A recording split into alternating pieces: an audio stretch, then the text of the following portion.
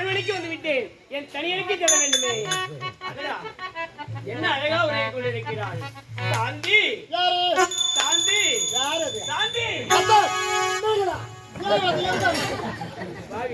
ஏதோ ஒரு கள்ள புருஷனை பார்த்து கேட்கற மாதிரி கேட்கறீங்க.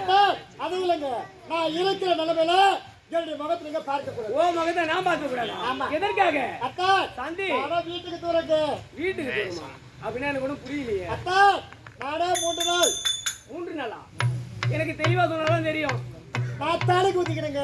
தலைக்கு நானும் வீட்டுல வரவும் தலைக்கு தண்ணி ஊத்தி தலை கூட காயல. போதுங்க, நீங்க வரும்போது கோயா வரணும் தலைக்கு ஊத்தி வந்து எனக்கு தெரியும். நான் இப்படி எப்படி இருக்க தெரியுமா? 3 நாள் மாதவிடா இருக்கிறேன். அதனால என்னுடைய முகத்தை பார்த்து நீங்க போருக்கு போக கூடாது.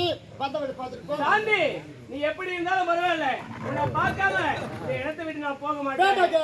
சொன்னா கேளுங்க. முடியாது. குண்டு மல்லிகை பூவை வச்சுக்கின்னு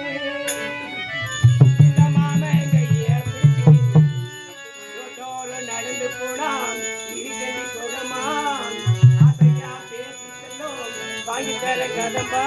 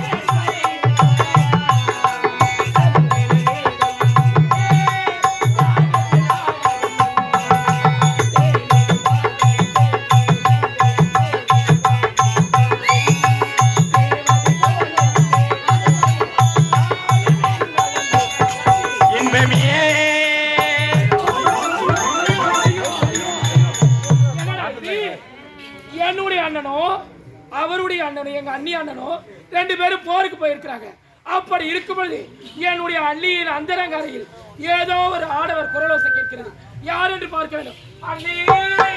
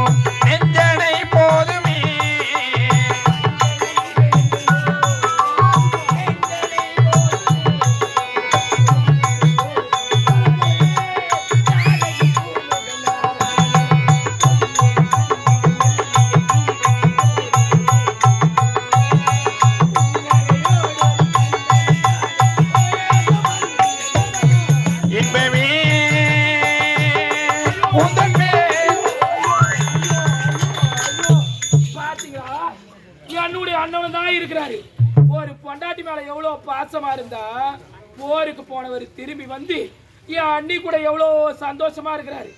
என்னையும் தான் ஒருத்தவன் தொட்டி தாலி காட்டினான். அவன் எங்க போய் முடிஞ்சு போகும் தானே தெரியல. அதுக்கானதான் கிடக்கட்டும். ஒருத்தன் அம்மா தூக்கு நடையில இருந்து தூரமாட்ட காப்பாத்தேன். அவன் எங்க போனான்னு தெரியல. அவங்க தான் போறாங்க. இந்த மண்டகுளத்தூர் தலைவர் வரக்கூடாதா, இல்ல நாட்டாமக்கார் வரக்கூடாதா, இல்ல பள்ளியில தாத்தா நீ வரக்கூடாதா? சொல்லு பார்க்க. நானும் எவ்வளவு நாளைக்கு தான் அப்படியே கிடக்குறது. சரி, இப்படியே விடக்கூடாது. எங்க அண்ணிய போய் பின்தொடர்ந்தே பார்க்கலாம். அண்ணி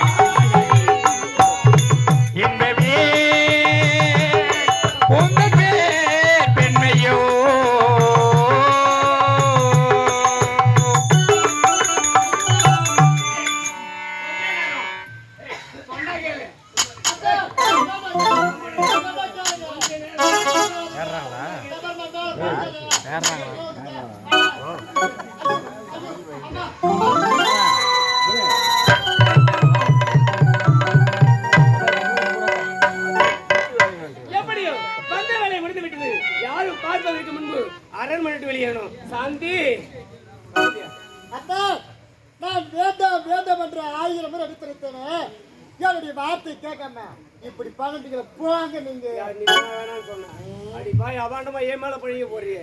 சாந்தி ஏதோ நடந்து போச்சு. இப்படிப்பட்ட ஒரு சுகத்துக்காக நான் எத்தனை வருஷமா காத்து இருக்கேன். சாந்தி சோதனைக்க வேண்டாம். எனக்காக ஒரே ஒரு சத்தியம் செய்து கொடுக்க வேண்டும். நான் உங்களுக்கு சத்தியம் செய்து கொடுக்க. உண்மைதான். என்ன சத்தியம் தெரியுமா? நான் இந்த அரண்மனைக்கு வந்து உன்னோட சந்தோஷமாக இருந்ததை என் தந்தை இடத்திலோ உன் அண்ணன் இடத்திலோ யாரும் கூற மாட்டேன் என்று உன் மாங்கலிக்கு ஒரு முறை சத்தியம் செய்து கொடுக்கிறேன். போதுங்க. நான் யார்? நீங்கள் தொட்டு தாலி கட்டிய மனைவி. அப்படி இருக்க பொழுது என்னிடத்தில் எதற்காக சத்தியம் கேட்கிறீங்க? சந்தி தவறாக நினைக்க வேண்டாம். எதற்காக தெரியுமா? போருக்கு செல்லும் நேரத்திலே அப்பா நான் திரும்பி என் மனைவியை பார்த்து விட்டு போனேன். என் தந்தை என்ன வேணும் தெரியுமா? மகனே விஜயா, உன் மனைவியை மாத விடாமல் இருக்கிறார். அவளை பார்த்து விட்டு சென்றால் போலே தோல்விதான் கிடைக்கும் என்று வற்புறுத்தார். அவர் வார்த்தையை மீறி சிற்றின்பத்துக்காக கடமையை மறந்து போருக்கு சென்றான். மீண்டும் அரண்மனைக்கு வந்து உன்னை சந்தித்தேன் என்று தெரிந்தால் என்னை தவறாக நினைப்பா சாந்தி. ஆகையால் தான் எனக்காக இந்த அரண்மனைக்கு நான் ஒருவரை யாரும் கூற மாட்டேன் என்று உன் மாங்கலிக்கு ஒருவரை சத்தியம் செய்து கொடுக்க வேண்டும். என்னுடைய கணவரை யாரும் தவறாக பேசக்கூடாதுங்க. இப்பொழுது என்ன? நான் உங்களுக்கு சத்தியம் செய்து கொடுக்க வேண்டும். அரண்மனைக்கு வந்து என்னை தடவையால் சந்தித்து என்னிடத்தில் தவறாக நடந்ததை யார் இடத்துல கூற மாட்டேன். இது நீங்கள் கட்டிட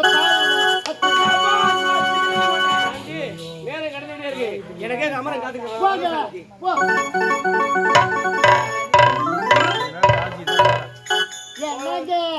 நினைக்கிறேன். சுத்தி காடா இருக்குது. காடு மழை வர மாதிரி இருக்குது. ஆமா, இருட்டுனா எனக்கு ரொம்ப பயம். யாருக்கு? எனக்கு.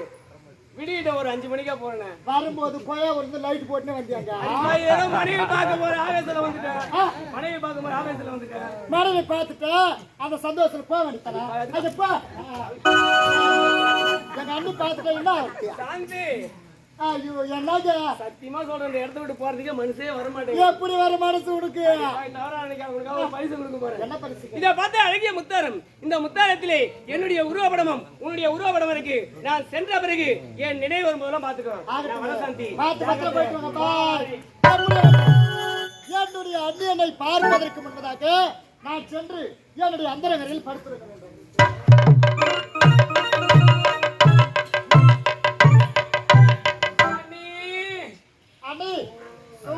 எனக்கு தூக்கமா வருது. பின்ன வராதா தூக்கம்? உங்களுக்கு கொஞ்சமான வேலையா? அண்ணி அண்ணி சும்மா இருக்கணும். எனக்கு உடம்பெல்லாம் அண்ணி கேட்டிருக்க. அண்ணி பொழுது வச்சு போச்சு. அம்மனுடைய ஆலயம் போனோம். சீக்கிரம் எழுப்புக்கிறாது. சரி வாங்க போகலாம். அண்ணி, அதெல்லாம் போனால் போகட்டும். உங்களுடைய அந்தரங்க அறையில் ஒரு ஆடவரின் குரல் ஓசை கேட்டது. அண்ணி அது யாரு? யாரு வரலீங்க? யாரு வரல அண்ணி? போது நிறுத்துங்க. யாரு வரவில்லையா? என்னுடைய அண்ணன் வந்தார், உங்களை பார்த்தார். அது மட்டும் கிடையாது, இப்பொழுது நீங்கள் என்ன நிலைமையில் இருக்கிறீர்கள்? 3 நாள் மாதவிடாயா இருக்கிறீர்கள். அப்படி இருக்கும் பொழுது இந்த நேரத்தில் உங்களை சந்தித்து விட்டு என்னுடைய அண்ணன் போருக்கு சென்றால் போரில் வெற்றி தான் அடைவாரா, இல்லை வேற ஏதாவது நடந்து விட்டால் உங்களுக்கு என்ன கிடைக்குது? பேசக்கூடாது வாங்க. தப்பு பண்ணிட்டு இந்த விஷயத்தை இதோட விட்டுறோம். அண்ணி சரி, போனது போகட்டும். இப்போது நீ நானும் சென்று அதே மாதிரி அந்த நாங்க அறையை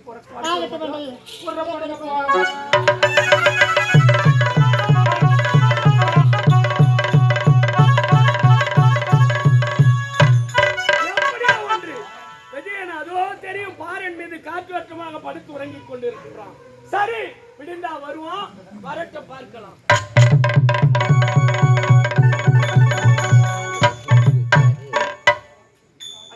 எப்படியோ அமரன் இன்னும் உரையை கொண்டுதான் இருக்கிறான். கண்டிப்பாக நான் சென்றதை பார்த்திருக்க மாட்டான். நாமும் ஏன் அவன் பார்க்கறதுக்கு முன்னே நாம படுத்து உறங்க வேண்டும்.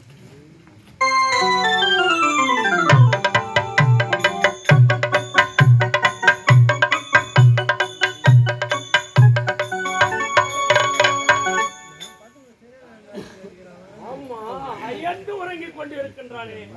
விஜயா, விஜயா, விஜயா, விஜயா, அமரா, ஆத்தாயா, ஆற்றின் வண்ணம் வெற்றி விட்டன, குறைந்து விட்டது, பொழுதோ விடிந்து விட்டது. இனி அக்கறை சென்றால் கடக்க முடியும். மலை நாட்டு